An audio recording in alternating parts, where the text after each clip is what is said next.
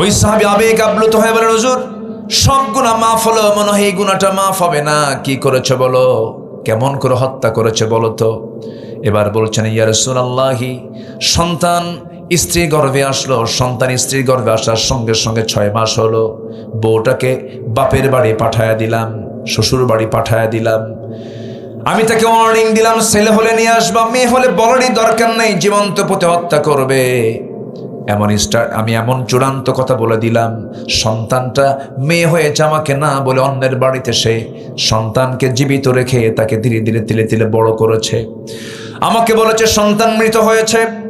6 বছর যখন পূর্ণ হয়ে গেল, হঠাৎ করে আমার চোখের সামনে সন্তানটা একদিন হাতে পড়ে গেছে। আমার মতো হাত, আমার মতো চোখ, আমার মতো কপাল, আমার মতো নাক পা সবকিছু মিলে যাচ্ছে, আমার মতো কালার। চট করে ধরলাম, ধরে স্ত্রীর সামনে হাজির করে বললাম, স্ত্রী বলো তো সত্যি করে এই সন্তানটা কার? স্ত্রী থরথর করে কাঁপতে কাঁপতে বডি ল্যাঙ্গুয়েজ দিয়ে বোঝায় দিল, স্বামী আমার, কেমন করে আপনাকে না বলি, এই সন্তান আমাদের ঔরস থেকে এসেছে, না বলে বড় করেছি, মায়া দয়া কাজ করেছে। হুজুর আমি এতটাই খেপে গেলাম, কিন্তু বুঝতে দিলাম না, ঠান্ডা মাথার খুনি বনে গেলাম। মেয়েটাকে কোলের মধ্যে আদর করলাম, মেয়েটা দারুণ খুশি, হারে আমার আব্বা আমাকে কি সুন্দর করে ভালোবাসতেছেন, কোনোদিন আদর সে পায় নাই। সকালবেলা হয়ে গেল, স্ত্রীকে বললাম, স্ত্রী সুন্দর করে সাজুগুজু করে দাও, আজকে ওকে ওর নানার বাড়িতে নিয়ে যাব। আমার সন্তান আমার গালে চুমা খায়, কপালে চুমা খায়, আদর করে আমাকে, আব্বা তুমি আমাকে এত ভালোবাসো, আমার আম্মা তোমাকে পরিচয় করে দেয় নাই, চলো আজকে নানির বাড়ি নিয়ে যাব। এই কথা বলেই সন্তানটাকে কোলে করে নিয়ে হুজুর আমি রওনা করলাম।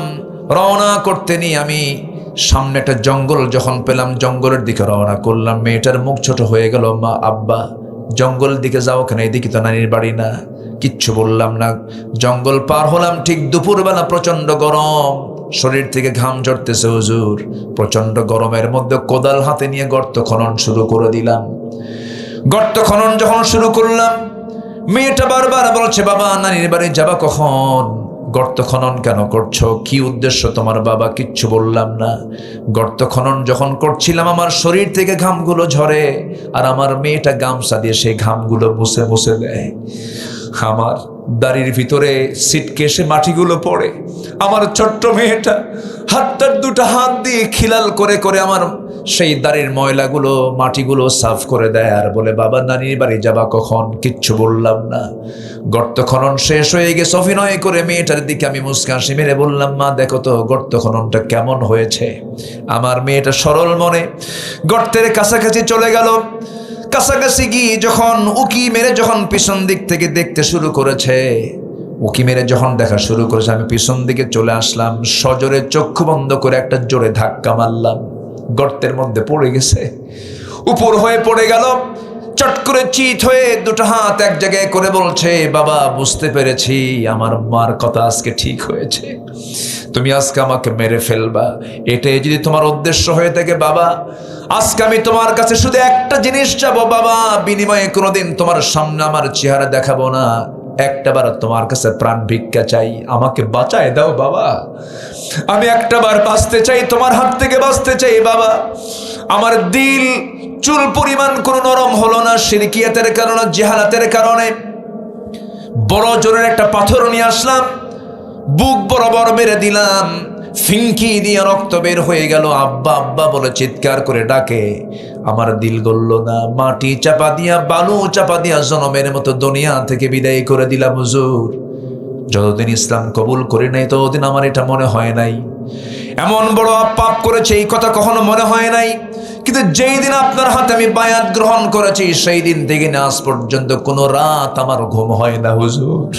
ঘুমাতে গেলে মনে হয় আমার মেয়েটা ডাকতেছে আমাকে, আমার ঘুম হয় না, আমার মনে হয় গুনাহ মাফ হবে না।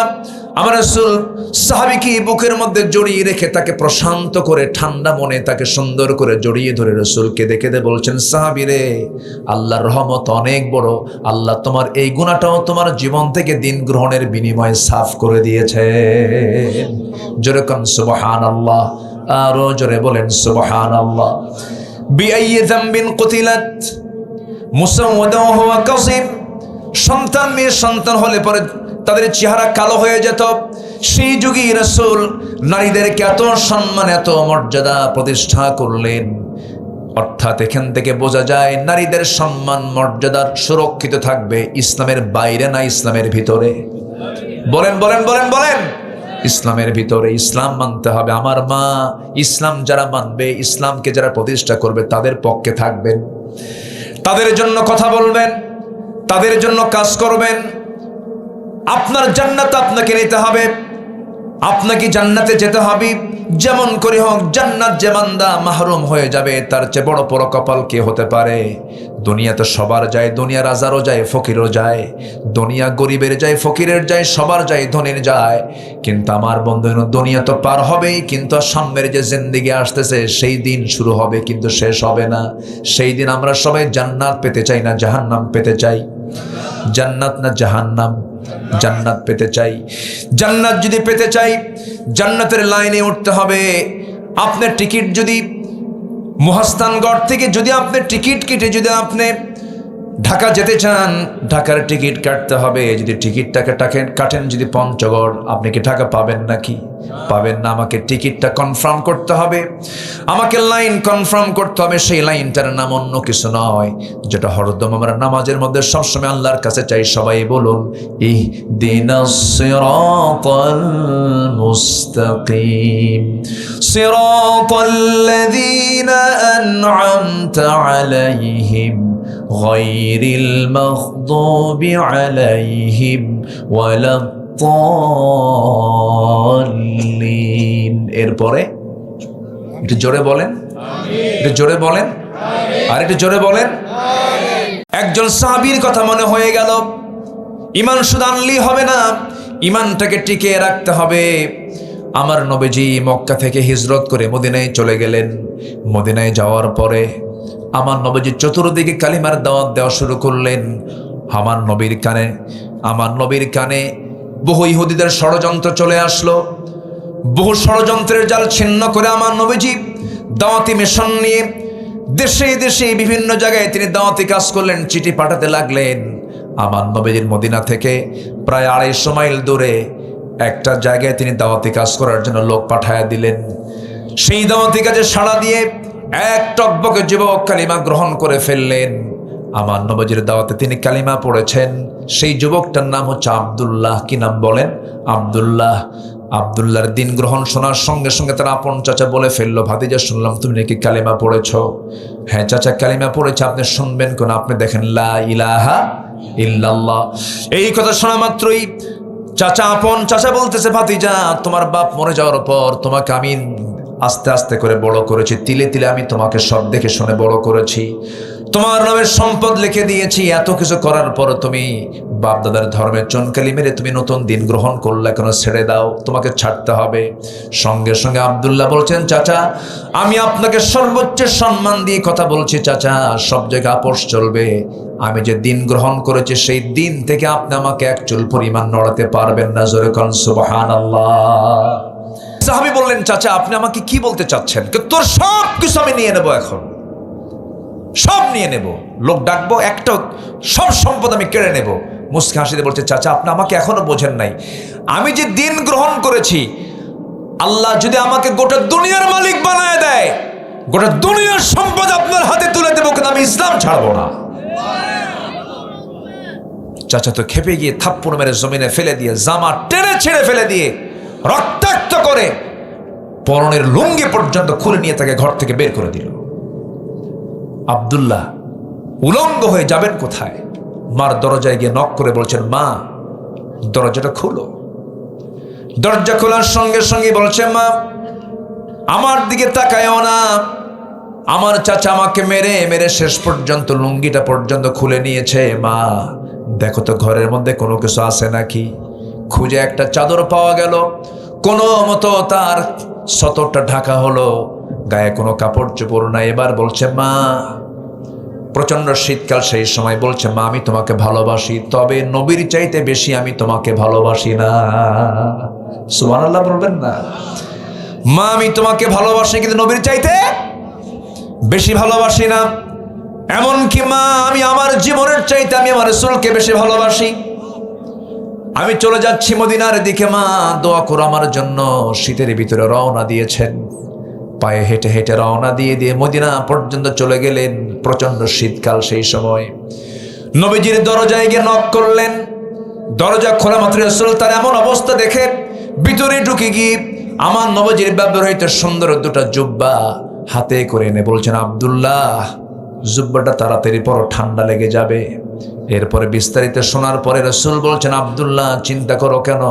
তোমার চাচা তোমাকে উলঙ্গ করে বস্ত্রহীন করে ঘর থেকে বের করে দিয়েছে, আর তোমার রাসূল তোমাকে তার নিজের গায়ের জুব্বা দান করে দিয়েছে। কি চিন্তা করো তুমি? কোনো চিন্তা নাই তোমার? তুমি কিছু চাও নাকি? হুজুর, আমি আপনার কাছে দুনিয়ার কোনো কিছু চাই না, আমি চাই হলো মহান রব্বুল আলামিন যেন আমাকে শহীদের মর্যাদা দিয়ে দেন। এই কথা শোনার সঙ্গে সঙ্গেই আমার নবীজি হাত উঁচু করে বলছে, আল্লাহ, আমার আব্দুল্লাহর জান মাল তুমি কাফের বেঈমানদের জন্য হারাম করে দাও। সাহাবীর মন খারাপ হয়ে গেল, হুজুর আপনি কেন এমন দোয়া করলেন কেন? কাফের বেঈমানরা যদি আমাকে নাই মারে আমি শহীদ হব কেমনে? আমার নবীজি বলছেন, আব্দুল্লাহ, তুমি এমন চিন্তা কেন করছো? তাআলা ফিরাশিহি, তোমার মধ্যে যদি শহীদের চেতনা লালন হয়ে থাকে, মরণ যদি বিছানায় হয়, আল্লাহ রাব্বুল আলামিন শহীদের দরজা দিয়ে দিবে। যাও কোরআন পড়ো। আমার নবীজি বহুদিন পর মদিনার মসজিদ থেকে বের হলেন, যুদ্ধ অভিযানে বের হলেন। এবার বলছে, আব্দুল্লাহ আসো নাকি? হুজুর আমি আছি। লাব্বাইক ইয়া রাসূলুল্লাহ, চলো যুদ্ধে যাই। খুব খুশি সাহাবী। যুদ্ধ শেষে ফেরত আসতেছিলেন, হঠাৎ করে রাস্তায় তিনি অসুস্থ হয়ে পড়লেন, মারা গেলেন আব্দুল্লাহ। নবীর কাছে সংবাদ চলে আসলো, হুজুর আপনার প্রাণ প্রিয় সাহাবী আব্দুল্লাহর দুনিয়াতে নাই। নবীজির চোখের পানি টপ টপ করে পড়া শুরু হলো। হারে, আমার আব্দুল্লাহ কত কষ্ট করে দুনিয়া বিক্রি করে ইমানটা এনেছে। রাসূল বলছেন, সাহাবীরা আমার আব্দুল্লাহর জানাজা কেউ পড়াবে না, আমি আব্দুল্লাহর জানাজা নিজে পড়াইয়ে দেব। জানাজায় হাজির হলেন, সব সাহাবীদের কিনে জানাজা শুরু হয়ে গেল। জানাজা সম্পন্ন হওয়ার পর আমার রাসূল বলছেন, সাহাবীরা, আমার কলিজার টুকরা আব্দুল্লাহর কবরটা তোমরা কোথায় খনন করেছো? হুজুর ওই গর্তের ওই দুই পাহাড়ের ঠিক মাঝখানে, আমাকে নিয়ে চলো। আমার নবীজি রওনা করলেন, পায়ে হেঁটে চলে গেলেন। এরপরে সামনে গিয়ে কবরের সামনে গিয়ে দাঁড়ায় বলছে, সাহাবীরা, আমার আব্দুল্লাহর কবরে আজকে কাউকে নামতে দেব না, আমি রাসূল নিজে নামবো। রাসূল নিজে নামলেন। নামার পরে বলছে, আবু বকর আমার ডানে নামো, ওমর আমার বামে নামো। আমার নবীজি এবার হাতটা গায়ে দিয়ে বলছে, কলিজার টুকরা আব্দুল্লাহ রে আমার হাতে তুলে দাও। সাহাবীরা, আমার নবীজি আব্দুল্লাহর লাশটা হাতে নিলেন। বলছেন, আবু বকর মাথা ধরো, ওমর পাটা ধরো। তিনজন মিলে কবরে শোয়া দিলেন। বুকের উপরে রাসূল হাতটা রেখে কাদা কাদা কণ্ঠে বলছেন, আরশের মালিক আল্লাহ, আজকের এই সময় পর্যন্ত আমি আব্দুল্লাহর দ্বারা কোনোদিন কষ্ট পাই নাই, তুমি আব্দুল্লাহকে মাফ করে দিও। পাশে দাঁড়িয়ে থাকে একজন সাহাবী, সাদ ইবনে আবি ওয়াক্কাস রাদিয়াল্লাহু তাআলা আনহু, দিগ্বিজয়ী বীর। তিনি বলছেন, আমি আজকে বড় কপালওয়ালা মানুষ। আজকে আমি জীবিত সাদ বিন আবি ওয়াক্কাস যদি না হয়ে যদি ওই কবরের বাসিন্দা হতাম, জীবনটা বড় ধন্য হতো। কারণ যে কবরবাসীকে দাফন করার জন্য পৃথিবীর সেরা সেরা তিনজন মানুষ তারা কবরে নেমে গেছে। জোরে বলুন সুবহানাল্লাহ। আমার বন্ধুগণ, ঈমান এনেছি, সত্যের সাক্ষ্য দিয়েছি, সাক্ষ্যকে গোপন করব না। ঈমান বিক্রি করে সব কিছু শেষ করে দেব না, বরং ঈমান রক্ষার জন্য জীবন দেব, তবু আমরা ঈমান ছাড়বো না। রাজি আছেন তো ইনশাআল্লাহ? আল্লাহ কবুল করুন, জোরে বলি আমিন। নাম্বার 2 হলো সীমা লঙ্ঘন না করা। ফেরাউন কি করেছিল? কি করেছিল বলেন? নিজেই বলে ফেললো, কোন আইন চলবে না মিশরে, আমি রব। এই রব মানে কিন্তু ফেরাউন বলে নাই যে আমি মানুষ বানাইছি, আমি আকাশ বানাইছি, আমি চন্দ্র বানাইছি। ফেরাউন বলেছিল, আমি রব মানে হচ্ছে আমার মিশরে আমার আইন ছাড়া কারো আইন চলবে না। এরকম ফেরাউন আমার দেশে আছে না? নাই। আচ্ছা, শুধু নামটা ফেরাউন না, কিন্তু কাম কি?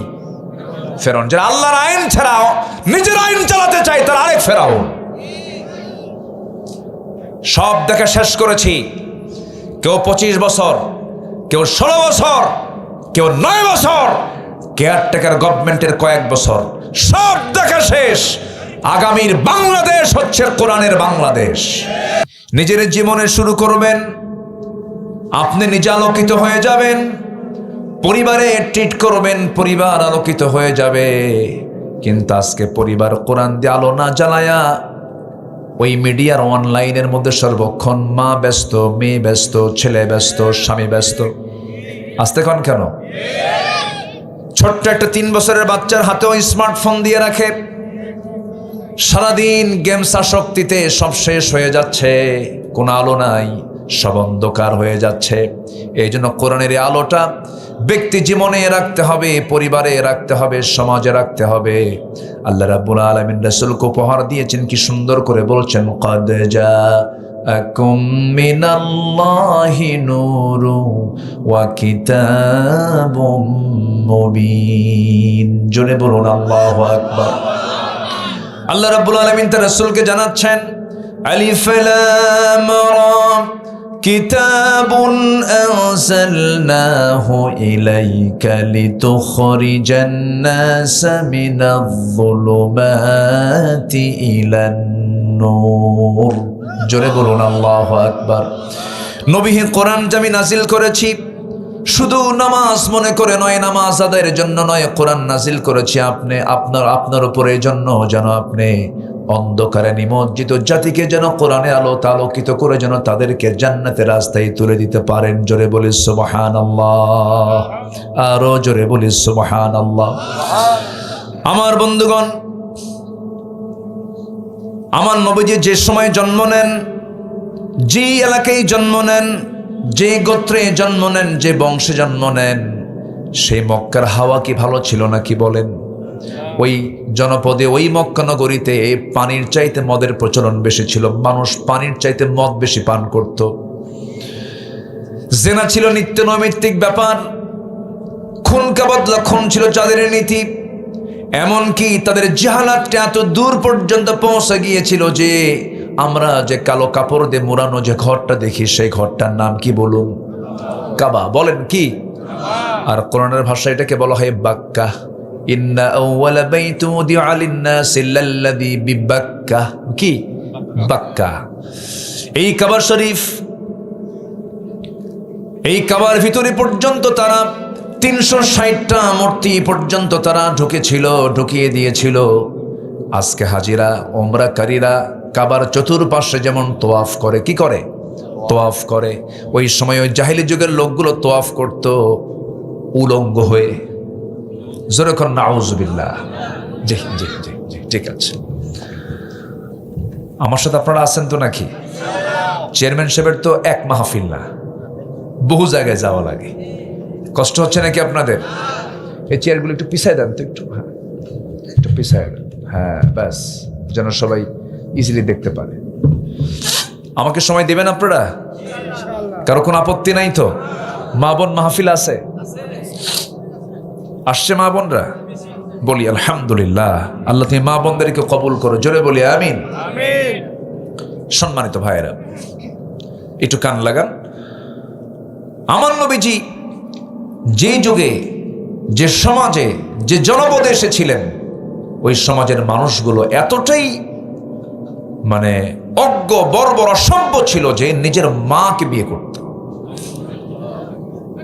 বাপ তালাক দিয়ে দিছে, সৎ মা পরের দিন ছেলে বিয়ে করে নিয়ে চলে আসছে। এত অসভ্য ছিল তারা। আর সেই সমাজ থেকে আমার নবীজি বের করে আনলেন আবু বকরকে। সুবহানাল্লাহ বলবেন না? কোন আবু বকর? এই কি চাঁদ পাড়ান নাকি?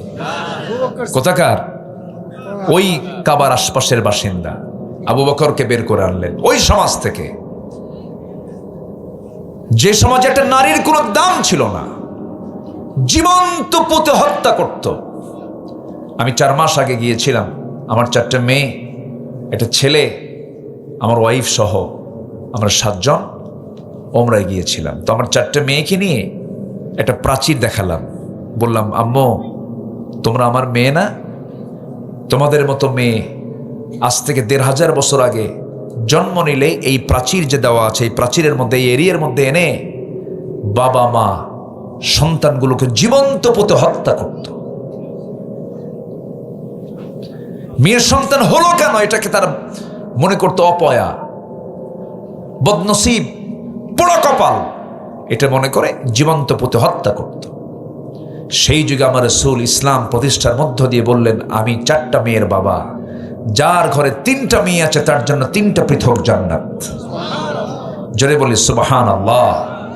ইসলাম সবচাইতে বেশি অধিকার দিয়েছেন নারীকে, সবচাইতে বেশি। কিন্তু দুঃখ লাগে, মেয়েরা ভাবে যে আমাদের অধিকার মনে হয় ইসলাম দেয়নি। কেন? বলে যে আমাদেরকে বোরকার মধ্যে রেখে দেয়, ঢেকে রেখে দেয়। আচ্ছা বলেন তো, দামি যত জিনিস আছে, মুক্তা কিসের পেটে থাকে বলেন তো? মুক্তা ঝিনুকের পেটে। ঝিনুক কোথায় থাকে? সাগরের কোথায়? তলে তলে তলে থাকে, একদম নিচে থাকে সাগরের মুক্তা। যত দামি জিনিস সব আড়াল করা। ফলমূলগুলো, দামি দামি ফলমূলগুলো, চামড়ার প্যাকেট আছে না নাই? উপরের চামড়ার প্যাকেট দিয়ে আল্লাহ পাক আড়াল করে রেখেছেন। দামি দামি ফলমূলগুলো আড়াল করেছেন। দামি যত জিনিস সব কিছু আল্লাহ পাক পর্দার মধ্যে রেখেছেন। পৃথিবীতে যত দামি জিনিস আছে এর মধ্যে সবচেয়ে দামি হলো আমার মায়েরা। কিন্তু সেই মা বলল, না না, পুরুষ যেমন বুকের বোতাম খুলে হাঁটে, আমরাও বুকের বোতাম খুলে হাঁটবো। মাথায় কাপড় দেন, আমরা কাপড় দেব না, সমান অধিকার। কিন্তু সমান অধিকার হবে কেমনে? পুরুষকে আল্লাহ রাব্বুল আলামিন যে শারীরিক সক্ষমতা দান করেছেন, তাদের চামড়া যে যা ভেবে বানায় আছেন, পুরুষের চামড়া আর মেয়েদের চামড়া একরকম না ভিন্ন রকম? বলেন একরকম না ভিন্ন রকম? পুরুষের চামড়াটা হলো শক্ত চামড়া, তা দিয়ে তারা বাইরে কাজ করতে পারবে, হার্ড ওয়ার্ক তারা করতে পারবে। এই কাজ মেয়েরা করতে পারবে না। আল্লাহ পাক ফাংশনে পৃথক করে দিয়েছেন। মেয়েদের ম্যাক্সিমাম ফাংশনটা হলো ইন্টারনাল, তারা ভিতরে কাজ করবে। ভিতরে তাদের বহু ডিপার্টমেন্ট আছে। সন্তান ধারণ করার ক্ষমতা আল্লাহ রাব্বুল আলামিন পুরুষকে দিয়েছেন না নারীকে দিয়েছেন? তার সমান হবে কেমনে? সমান হয়? পুরুষ কি বাচ্চা কাচ্চা নেয়? তো বলেন যে আমাদের বাচ্চা কাচ্চা নেব না, তোমরা এখন পুরুষের নাও। আছে, সে ফাংশন আছে, তো সমান হবে কেমনে? এই বেকুবগুলো যারা তথ্য দেয়, বুদ্ধিজীবীগুলো যে কথা বলে, না বুঝে বলে, কেমন করে সমান হবে? সমানটা হয় কেমনে? এমনকি মার পেট থেকে যে শিশু জন্ম নেয়, নারী শিশুর খাবার একরকম, ছেলে সন্তানের খাবার আরেক রকম। যেরকম সুবহানাল্লাহ। ম্যাক্সিমাম ক্ষেত্রে, একটু হয়তো কম বেশি হতে পারে, ম্যাক্সিমাম ক্ষেত্রে। কারণ পুরুষের হাড় গঠন আর মেয়ের হাড় গঠন কে এক না।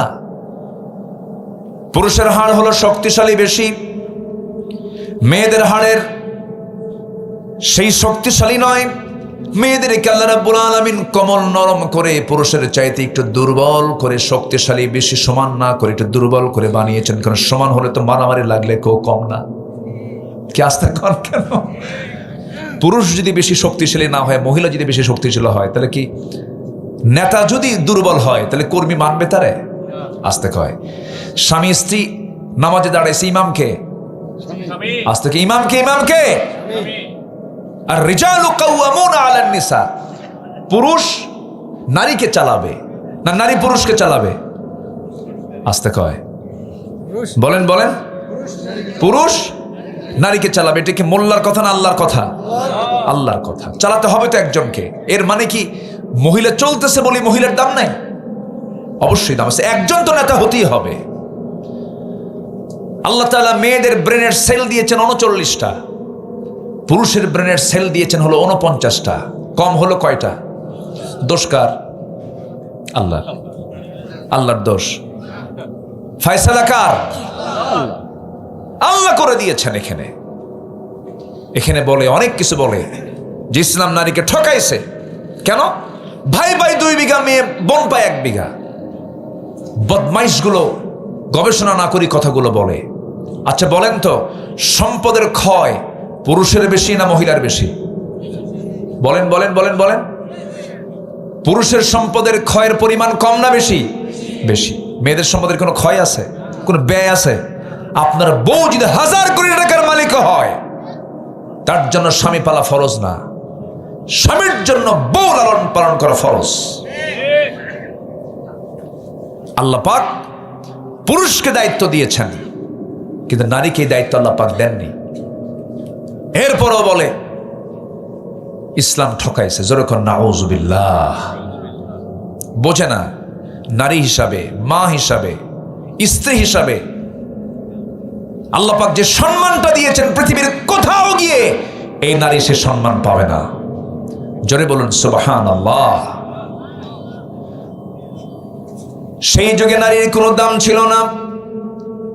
আমি আমার মেয়েগুলোকে বললাম, মা দেখো এই জায়গায় মেয়েদেরকে নিয়ে জীবন্ত পুঁতে মারতো।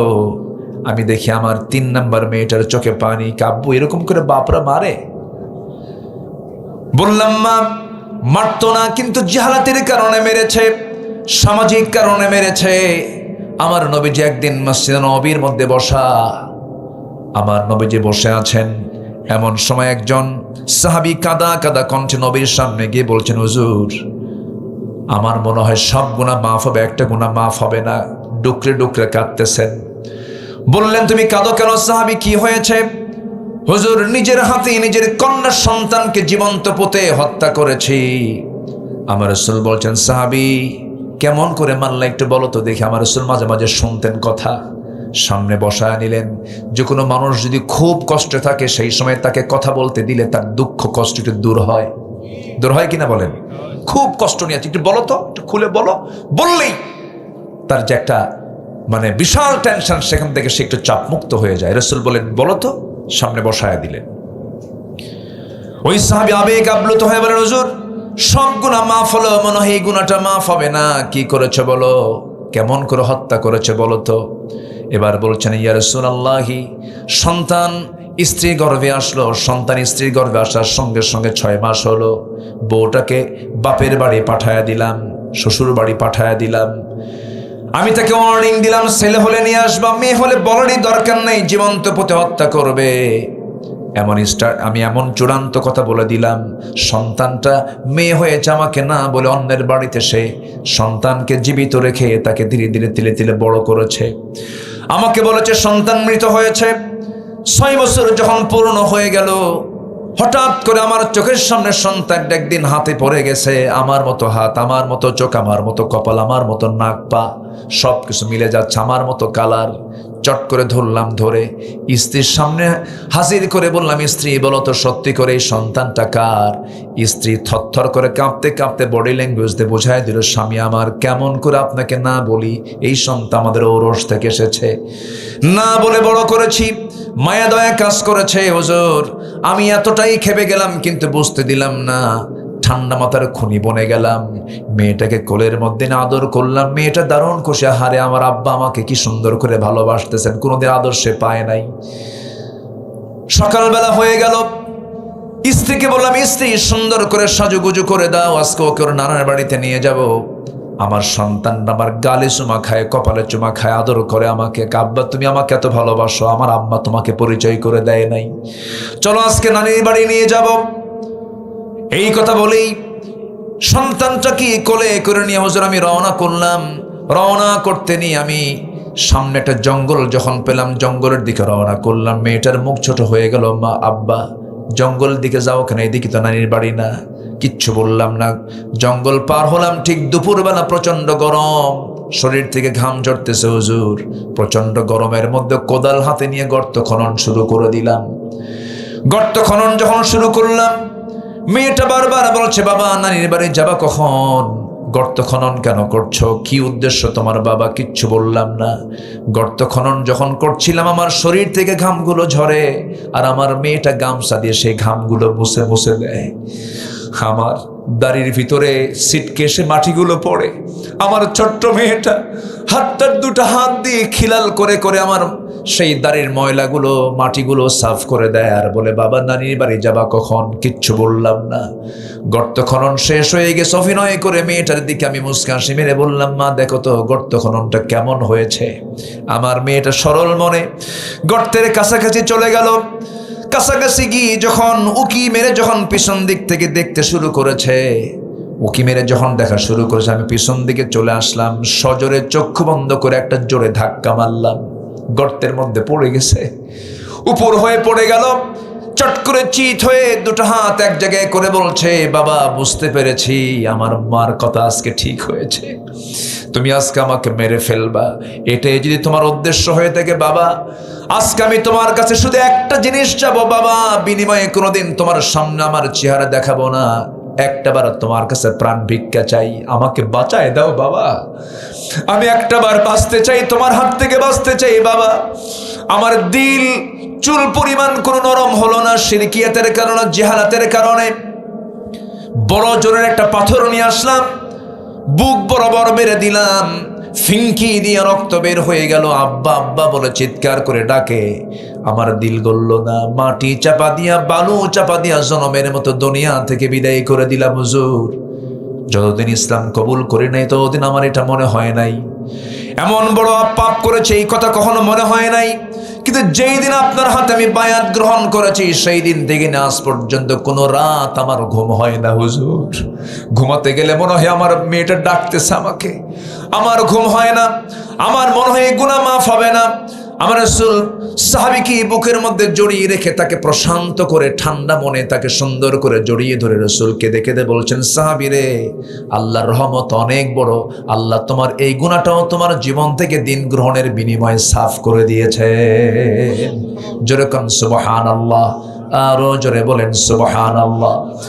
বিআইয়ি যামবিন কুতিলাত মুসাওয়াদান ওয়া হুয়া কাযিম। সন্তান মেয়ে সন্তান হলে পরে তাদের চেহারা কালো হয়ে যেত। সেই যুগে রাসূল নারীদেরকে এত সম্মান, এত মর্যাদা প্রতিষ্ঠা করলেন। অর্থাৎ এখান থেকে বোঝা যায় নারীদের সম্মান মর্যাদা সুরক্ষিত থাকবে ইসলামের বাইরে না ইসলামের ভিতরে। বলেন বলেন বলেন বলেন, ইসলামের ভিতরে। ইসলাম মানতে হবে। আমার মা ইসলাম যারা মানবে, ইসলামকে যারা প্রতিষ্ঠা করবে, তাদের পক্ষে থাকবেন, তাদের জন্য কথা বলবেন, তাদের জন্য কাজ করবেন।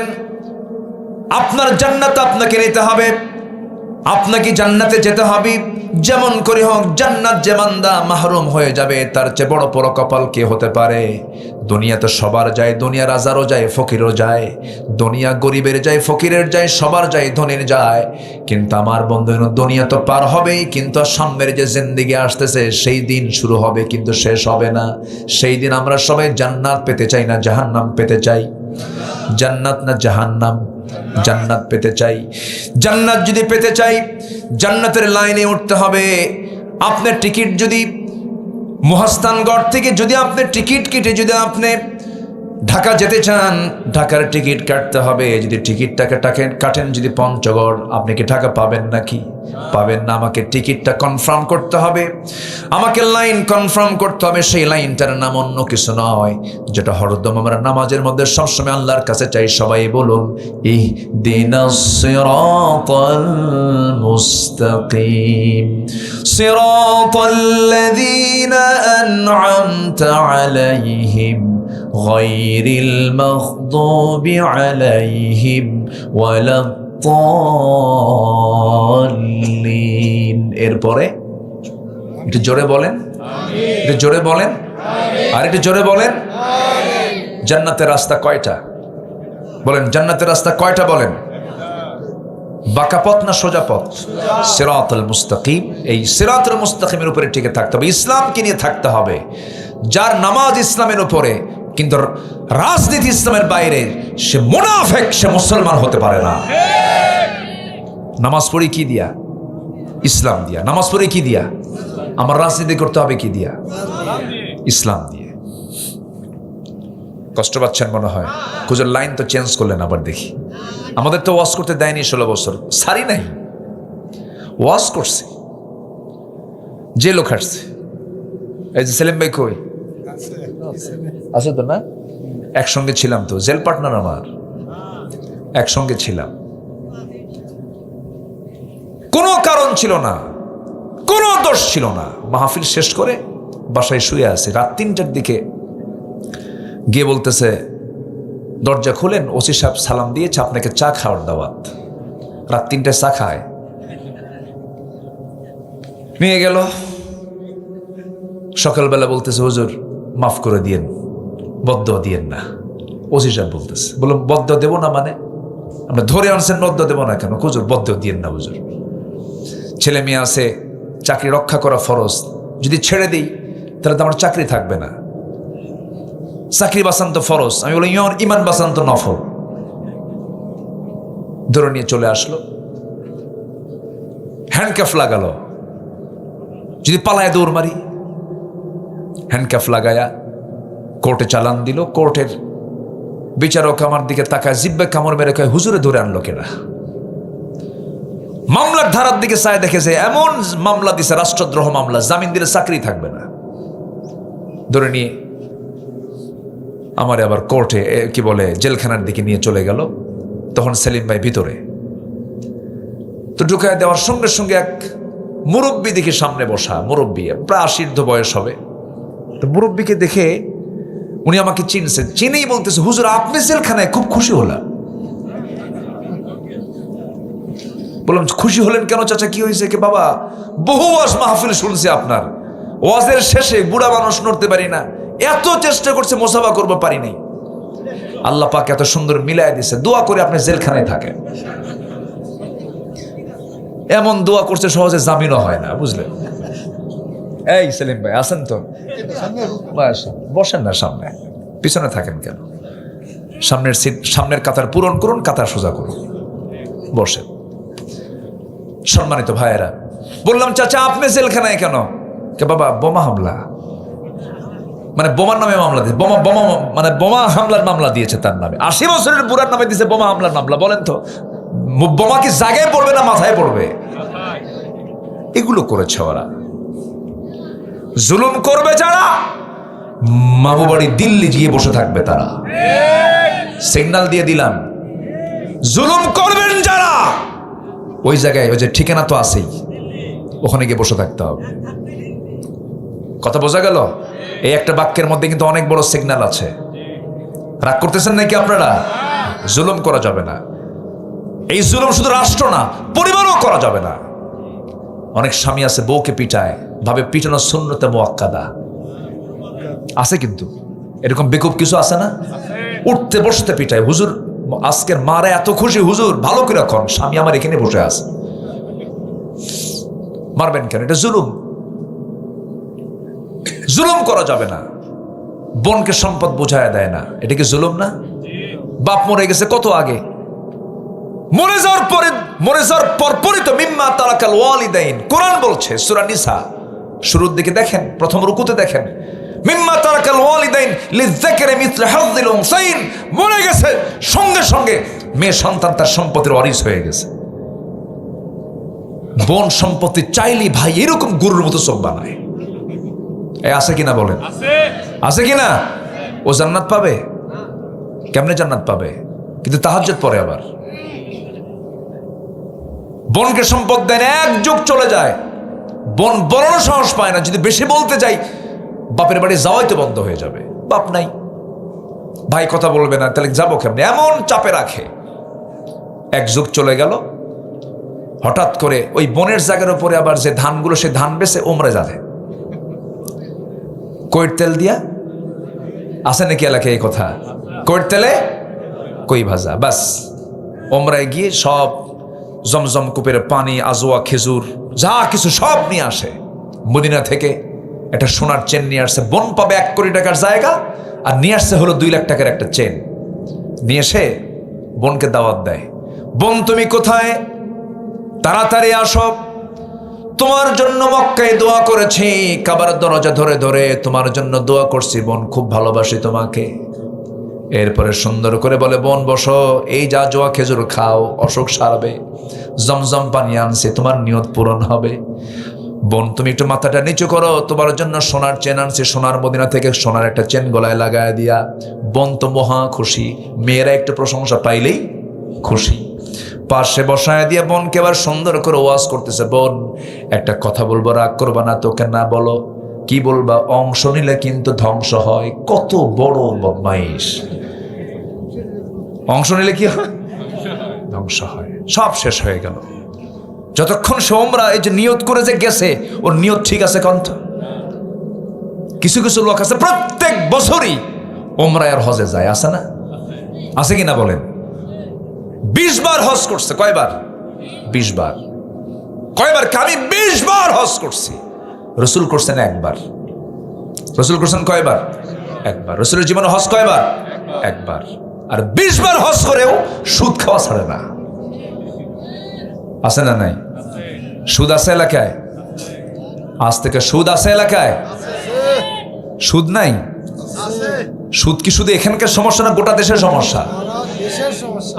কি বলে, পাতিলের ভাত হয়েছে কিনা, গোটাল পাতিলের ভাত দেখা লাগে না, এক ভাত দেখলে হয়। এই সমস্যা তো শুধু এলাকার না, গোটা দেশেরই সমস্যা। এটা ওয়াজ করে বন্ধ হবে না, আইন করে, যাকাত প্রতিষ্ঠা করে সুদ বন্ধ করতে হবে, তাছাড়া এগুলো বন্ধ হবে না। মদের দোকান তো বগুড়ায় নাই, হ্যাঁ আছে? মদের দোকান আছে, মাহফিল করে বন্ধ হবে? বগুড়ায় কি 5 স্টার হোটেল টোটেল আছে? আছে নাকি বলেন? আছে, হোটেল আছে যেখানে মদের বার সেখানে। তাহলে আপনি ওয়াজ করে তো এগুলো বন্ধ করতে পারবেন না। বিগত 54 বছর যারা ক্ষমতায় ছিলেন তারা অন্তত কোনো কিছু পাস না করলেও বরকতের মদের আইন, সুদের আইন, জেনার লাইসেন্স 54 বছরে পাশ হয়েছে। যেরকম নাউজুবিল্লাহ, আর যেরকম নাউজুবিল্লাহ। এখন বলেন, যারা এগুলো পাশ করেছে 54 বছর, তারা কি কখনো ভাবতে পারেন তারা কখনো নামাজের আইন পাশ করবে? তাদের দ্বারা কি নামাজের আইন পাশ করা সম্ভব? নামাজের আইন পাশ করবে ইসলামী দল না অন ইসলামী দল? বলেন, অন ইসলামী দল না ইসলামী দল? মনে হয় খুবই রাগ করতেছেন আপনারা। হুজুর, আপনার লাইন তো ভিন্ন করে। লাইন ভিন্ন না, লাইন এটাই সঠিক। আমাদেরকে কথা বলতে দিবেন না কেন? আমাদেরকে মানুষ ভাবে কি জানেন? হুজুররা আকাশ নিয়ে কথা বলবে আর কবর নিয়ে কথা বলবে। দুনিয়া আমরা মদের দোকান দেব, হুজুরা দোয়া করে দিয়ে চলে আসবে। মানে মদ খাবে ওরা, দোয়া করবো আমরা। ওরা এরকম দেখতে চায়, হুজুরদেরকে দেখতে চাই যে দুনিয়ার কোনো কারবারে হুজুরদেরকে রাখা যাবে না, হুজুরদের ভিন্নভাবে দেখতে চায়। এই ছোট্ট এরকম একটা ছেলে বহুদিন আগে, বছর 10 আগে, এরকম 9-10 বছর একটা ছেলে আমার দিকে তাকায় আছে। এক মাহফিলে গেছি, কিন্তু চেহারা খুব বিমর্ষ, মানে তার মুখে কোনো হাসি নাই, আমার দিকে তার বিরক্তির একটা ভাব। তো বললাম, আব্বু তুমি আমার দিকে এরকম করে চেয়ে আসো কেন? বলছে, হুজুর আমি ভাবছিলাম হুজুররা ভালো, কিন্তু হুজুররা তো ভালো না। কেন? হুজুররা বিয়ে করে আবার বাচ্চাও হয়। কি কথা কি বুঝতেছেন আপনারা? মানে হুজুরদেরকে মানুষ এরকম ভাবে একটা দেখতে চায়, কিন্তু আমাদের হুজুর যিনি, তিনি কি এইরকম হুজুর ছিলেন? আজ থেকে আমাদের হুজুর কি এরকম হুজুর ছিলেন? আমার হুজুর কি বিয়ে করেন নাই? আজ থেকে বিয়ে করেন নাই? এক না একাধিক? বলেন, এক না একাধিক? সহজটা না কঠিনটা? বলেন, সহজ না কঠিনটা? একটা বিয়ে করা সহজ, দুটা বিয়ে করা কি আজ থেকে সহজ না কঠিন? শুধু কঠিন না বিশাল কঠিন? বিশাল কঠিন। বইয়ের সামনে আপনি হুরের গল্প করলে তো তবু হিংসা করে। জানো জান্নাতে আল্লাহ পাক একটা পুরুষকে এতগুলো হুর দেবে, মন খারাপ। প্রশ্ন আসে স্টেজে, হুজুর এমন কি কোনো আমল আছে যে জান্নাতে আমার স্বামীকে আল্লাহ পাক হুর দিবেন না? কোন আমল করলে আমার স্বামী হুর পাবেন? একটু আমলগুলো শিখায় দেন। কি কথা কি বুঝতেছেন আপনারা? মানে জান্নাতে হুর দেবে না, তার জন্য আমল শিখতে চায়, বুঝলেন? কোন আমল করলে পরে আমার স্বামীকে জান্নাতে হুর দেবে না, এমন আমল শিখায় দেন। দেখছেন, এই হচ্ছে অবস্থা। আল্লাহ পাক মেয়েদের কেমন তবিয়ত করে বানিয়েছেন, সেই কঠিন একটা সুন্নাহ আমার রাসূল পালন করেছেন। তাও ইহুদি মেয়েকে বিয়ে করেছেন রাসূল, ইহুদি কন্যা। তার কি কন্ট্রোলিং পাওয়ার ছিল! তিনি স্বামী ছিলেন, বিচারপতি ছিলেন, ইমাম ছিলেন, সেনাপতি ছিলেন, রাষ্ট্রনায়ক ছিলেন। আবার তিনি ঘরের মধ্যে ঢুকলে পরে তিনি সন্তানদের বাবা হয়ে যেতেন। ছোট্ট ছোট্ট নাতি, ছোট্ট ছোট্ট বাচ্চাদের তিনি নানা হয়ে যেতেন, নাতিদের নানা হয়ে যেতেন। এমন কোনো দিক নেই যা তার মধ্যে ছিল না। অতএব রাসূলকে আমরা শুধু নামাজে মানবো, রাষ্ট্রে মানবো না। ওই লোকটার পরিচয় হলো সে ভণ্ড এবং প্রতারক। ভণ্ড এবং প্রতারক। এই জন্য রাসূলকে মানবো আমরা এক জায়গায় না সব জায়গায়, এক জায়গায় না সব জায়গায়, সব জায়গায় মানবো আমরা। আসুন আমরা একটু মূল লাইনের দিকে চলে আসি। মূল বিষয়ে, যে বিষয়টা নিয়ে আমি কথা বলতে চাচ্ছিলাম, জান্নাত আমার আপনার জন্য আল্লাহ রাব্বুল আলামিন প্রস্তুত করে রেখেছেন। জান্নাতের টার্গেট যদি আমাদের থাকে, জান্নাত পাবো না কেন? কারণ জান্নাত তো আমাকে আল্লাহ পাক দিবেন। সবাই কি জান্নাত নিতে রাজি আছেন? সবাই কি জান্নাত নিতে রাজি আছেন? ওই দুটো লোক উঠলো কেন? ওই যে দুটো লোক, কি সমস্যা কি? বসেন, আবার বের হয়। বসেন বসেন বসেন, বসে পড়েন। বলি আলহামদুলিল্লাহ। একটু ধমক টমক দিলাম, আবার রাগটাক করে কিনা বুঝলাম না। একটু বসেন। একজন উঠলে তাকে দেখে আরেকজন ওঠার চিন্তা করে, প্ল্যান করে। একটু বসেন। আমি খুব বেশি সময় নেব না।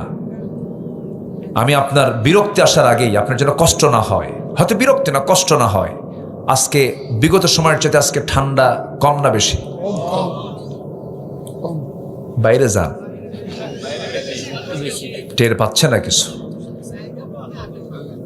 এখানে তো আমরা ভিতরে বসে আছি, এত সুন্দর মানুষ আপনারা। আমি এখানে এসেছিলাম প্রথম কোন সালে সালিম ভাই? না না, আসছে 2 বছর আগে। প্রথম আসা তো অনেক আগে। আমার চাঁদপাড়ায়, আমার পুরাতন নাম না, আব্দুর রশিদ চেয়ারম্যান, নাম শুনছেন তো ওনাকে? চেনেন না ওনাকে? চেনেন না? আল্লাহ তুমি আমার চাচার কবরটাকে জান্নাতের নূর দেব না আফার করে দাও। খুব হাসি খুশি মানুষ ছিলেন, পান খেতেন খুব, খালি চুন লাগাতেন আর পান খেতেন। আল্লাহ তুমি তাকে জান্নাতের আলা মাকাম তুমি আল্লাহ দান করো। জোরে বলি আল্লাহুম্মা আমিন।